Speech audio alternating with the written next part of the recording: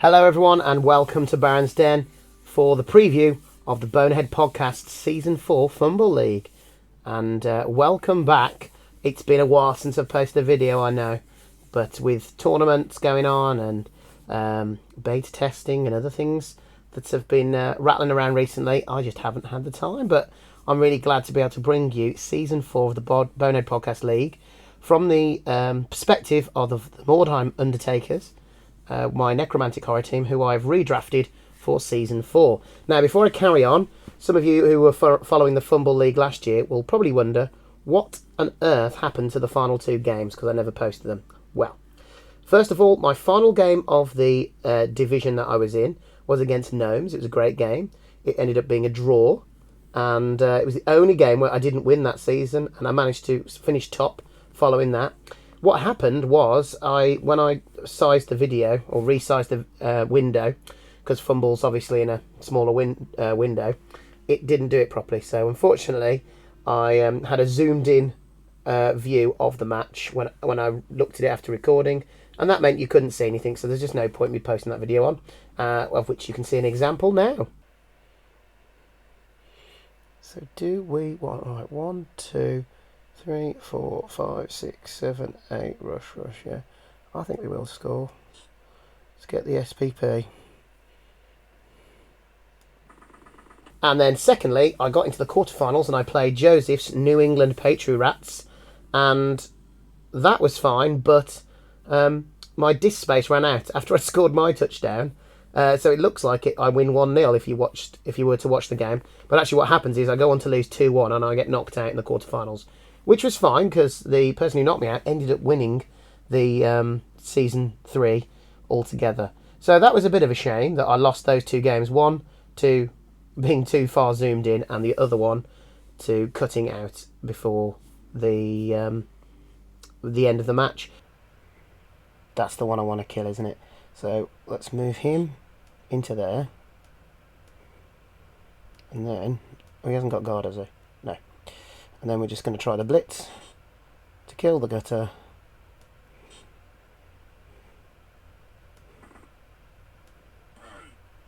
We didn't even need tackle. And we didn't do it. And now we're going to score because I don't trust. And there's too many Skaven that can do something.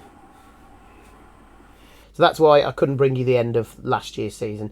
But really, last year was a bit of a experiment into whether I was going to record FUMBBL games. And in the end, I've decided to go ahead right from the start of this season and bring you it from our perspective. So I'll do a game preview before each match, and then I'll bring you the match as well. But obviously, as this is the first game of the season, I can bring you a preview of the league as a whole. Now, unfortunately, I haven't got my stuff together in time to beat all of these people into play it before they play their first match. I'm afraid we've already got a few games that have played, so it's not completely before the ball has been kicked. But this year, the Bonehead Podcast League is going to be split into one division of 12, and one division of 10. We have the Runefang division, and then we have the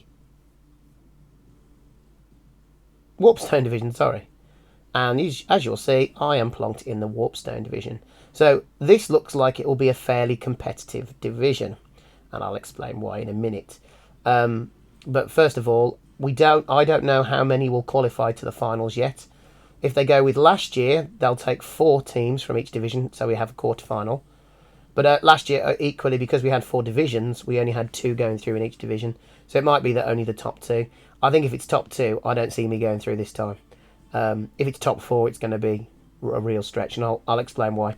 So within this division, first of all, we have Greenskin Phil. So Greenskin Phil and his Auckland Raiders won, I think it was Season 1 of the finals anyway. Somebody else won the league, but when they took them into finals, I think Greenskin Phil took the Season 1 trophy with this Orc team, and I think he went to the final again in Season 2 with the same team.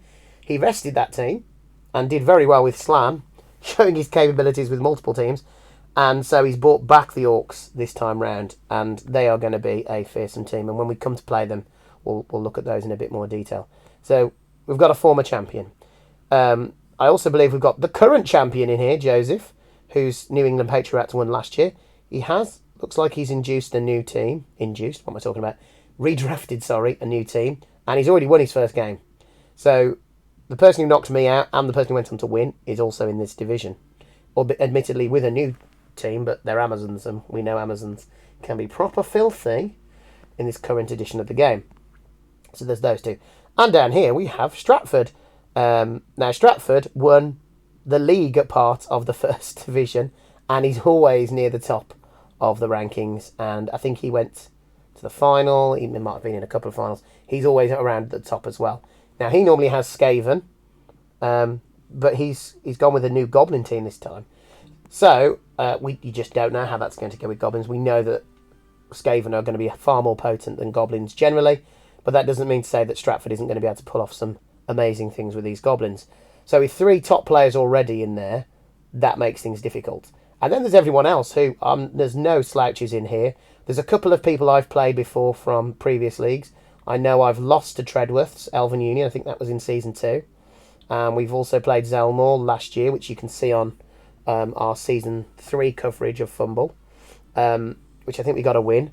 So, but none of those games were easy. And then I know some of these people have popped up through the Discord channel and seen them on here are all decent coaches, and there's going to be no easy games. If anything, I might be the easy game for some of these coaches. And of course, we have Mercutio, who is who's now the new commissioner of the Bonehead Podcast League. So yes, there's some big names in this division, and it's going to be tough. And as we can see, we've already had some big results going through: a 3-0 for the Elven Union and a 3-1 for the Amazons. So that'll be interesting to see how we go on with that. Then in the Rune Fang, we have another previous winner, Dodge 22, who won Season 2. And he is... we played him last year in the division. Admittedly, he was using Renegades then. So weren't as potent as his Dark Elves from Season 2. And I see this time he's gone with Orcs, which is a bit frightening. I think Hell's Bells, I've seen them I think they got to the finals two years in a row, maybe, or certainly last year. And there's some other big teams here. Pact Knez, I played against last year with his human team, and they were pretty potent, and I think they qualified with me from my division. So there's some great players all around. We played Quan BLK. We played last year, and it was his gnome team that was the only people to take points off me in the division by holding me to a draw. We've played Red October before, and he's Skaven. I think we got a draw against them. Ex-Paxis we've played before. So we won't obviously be playing against these guys, but we might be meeting them in the finals if we qualify. So some great players across both divisions, and it should be some really good action this year. Also, if you look at the array of teams, we've got Elven Union, Amazon, Slan, Black Orc, 2 Orcs, My Necros, High Elves, Khorne, Tomb Kings, Goblin and Amazon. So apart from Amazon and Orc, those are the only repeated teams. So we've got a nice spread of Bash and Dash in there. Probably a little bit more Bash, but even so. My Necromantics can flex either way, depending on what they're up against. And in this side, we've got Orc, Amazon, Skaven, Elven Union, Dark Elf, Khorne, Vampire. So we've got 2 Vampire and 2 Dark Elf in this one. But otherwise, it's a decent spread. So 3 Orcs in total and 3 Amazons in total. It's no surprise that those 2 teams are popular, as they are both potent. But yeah, it looks good to be a fascinating and interesting league. Right, so let's have a look at the Mordheim Undertakers and see how that's going to work this year. So as you can see, I've only had enough money to draft 11 players. Only 4 are redrafted from last year. So I've got Frank Steiner, who's my Block Mighty Blow level 3 Flesh Golem. The Dread Widow, who is my Tackle Mighty Blow Wraith. Talon Crackmarrow, which is my Strip Ball Wrestle Ghoul. He's particularly useful because he got Strip Ball on a random, so he's a bit cheaper than you'd normally expect. And then finally we've got Didier Dogborough, my Block Dodge Tackle Werewolf, who is still around since Season 1, so I think he's the only surviving player, Season 2, sorry. He's the only surviving player from 2 years ago. Because I've induced these 4 players, it's meant that I'm very light in 2 areas. One of those is the ghoul. I only could afford to bring in 1 ghoul back. I've lost my top goal scorer. I think we should be able to see informer players. I've forgotten where you can... Is that on here somewhere? Past players, here we go. So if we look for my ghoul, where is he? Here we go. Flesh Creeper. He ended up with... block, Nerves of Steel, Sidestep, and Sure Hands. And I think Nerves of Steel was on a random. And I think that's because I knew I probably wouldn't be able to redraft him. But he was brilliant. Did it say, 11 touchdowns, 2 casualties, an MVP. So he was great. And there's a couple of others that had to go the way of the Dodo. We had our Flesh Golem, who played a lot of games. He had Stand Firm. Oh, we already came with those. He had Block and Guard, sorry.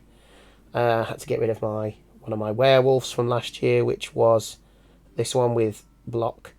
It was this one, sorry, with Block. And I knew I wasn't keeping him, so I just tried a random agility and he got Leap.